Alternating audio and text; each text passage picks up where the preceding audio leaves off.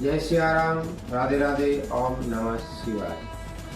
आज આપણે વાત કરશું ભગવાન ગણેશની પૂજન માટે કે ભગવાન ગણપતિની મૂર્તિ માટીની પૂજા શું કામ શા માટે? ભગવાન ગણેશની મૂર્તિ એ માટીની બનાવવાની, માટીની બનાવ્યા પછી ફરી એનું વિસર્જન એટલા માટે કરવામાં આવે છે કે જે પૂજા છે એ એક પ્રકૃતિની પૂજા છે કે જેમ આજે આ પ્રકૃતિની અંદર આપણે રહીએ છીએ તો માટી એ શુદ્ધ છે ને માટીની નાની મૂર્તિ બનાવવાની હોય છે અને નાની મૂર્તિ બનાવી એની પૂજન કરી અને ત્યારબાદ ફરી એનું પૂજન કર્યા બાદ જળમાં પ્રવાહિત કરવાથી આ પ્રકૃતિની અંદર પછી લીન થઈ જાય છે।